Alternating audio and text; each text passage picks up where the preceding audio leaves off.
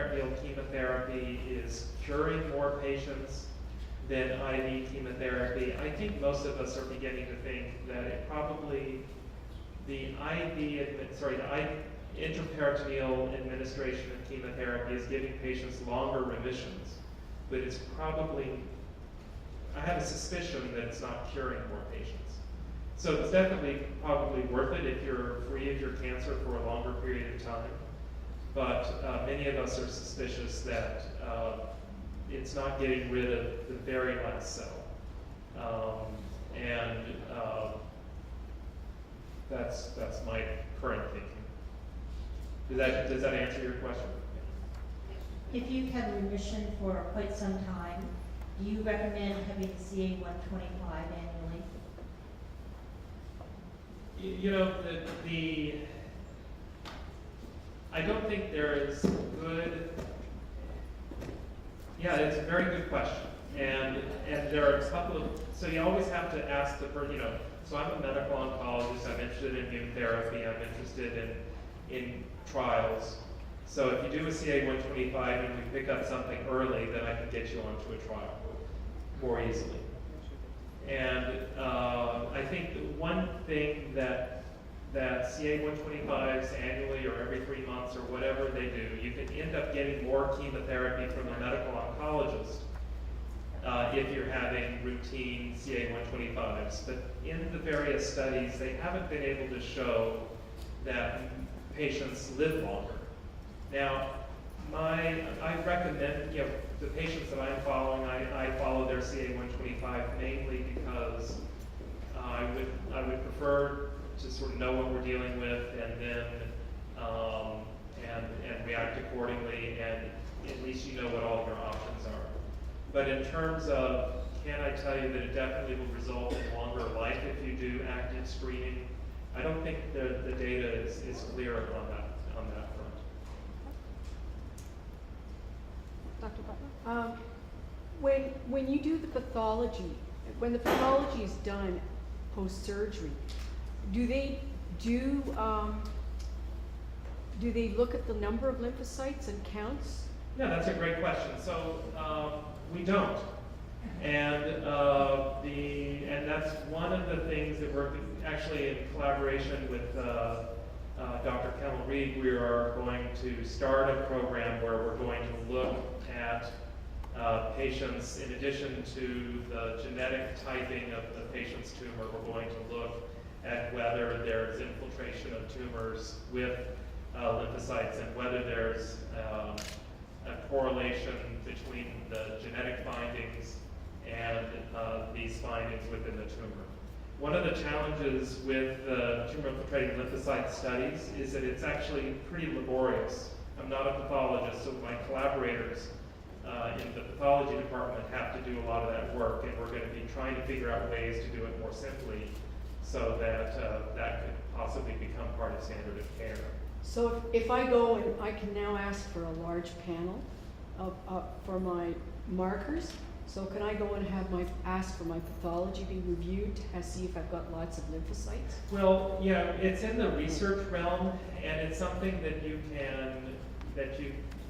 so you won't get an answer right away. We're working on it, but it is an area that we're actually going to be, it's called the immune impact. We're going to be immune what? eye impact or immune impact, and we're going to be trying to do that in a select number of patients with ovarian cancer, for instance. I think that's it for the questions. Thank you so much for your presentation.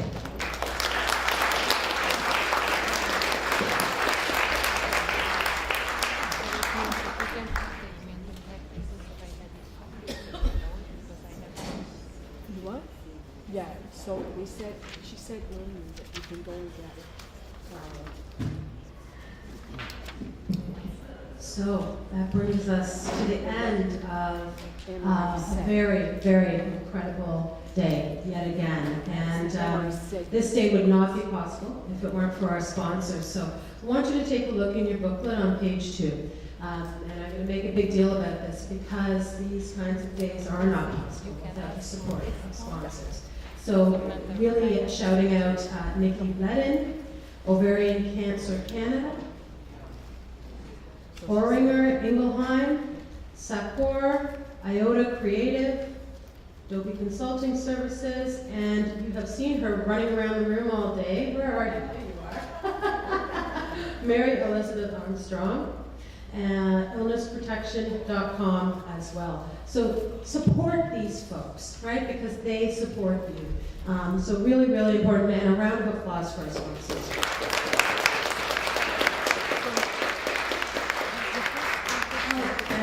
And so, who else made up this day? Well, fabulous, fabulous presenters.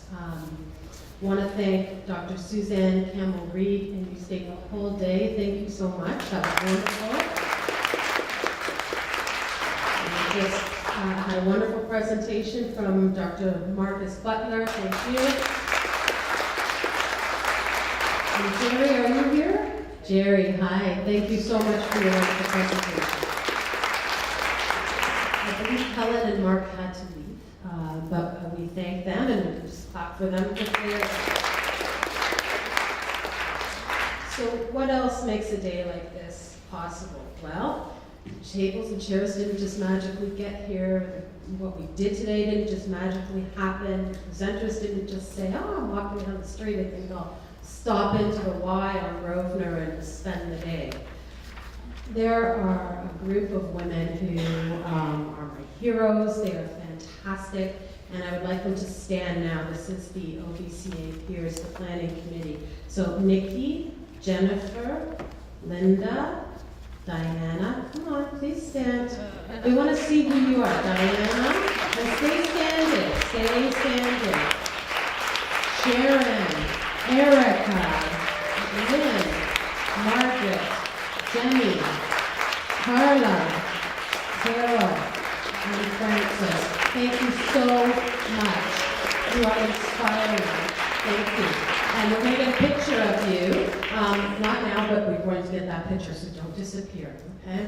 And guess what? Those fabulous women are supported by fabulous volunteers. So now you got to stand as well. Sarah, Denny, Marlene, Sky and Rishika, I see you in the back. Stand up. And Linda, thank you so much.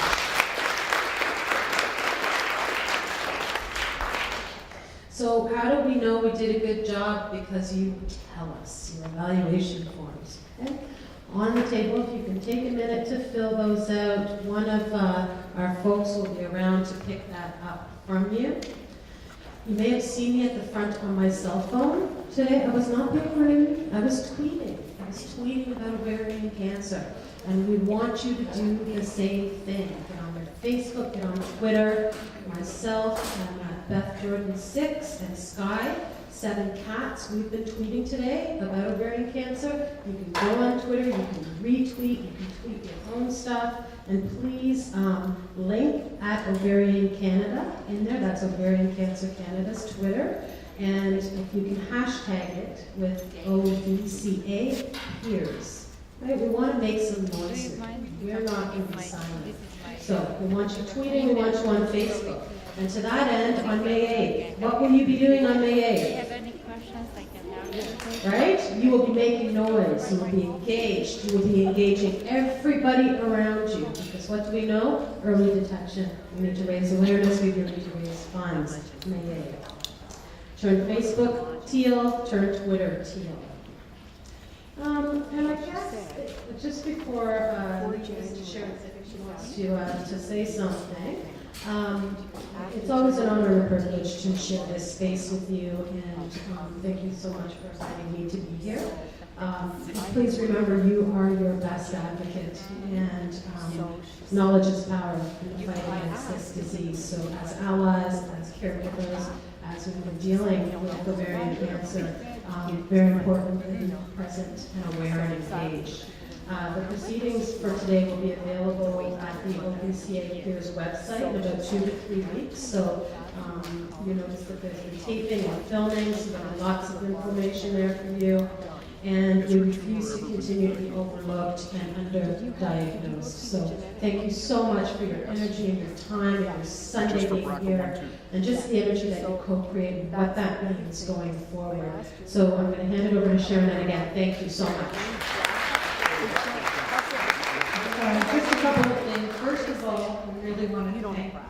Thornton so much for being here.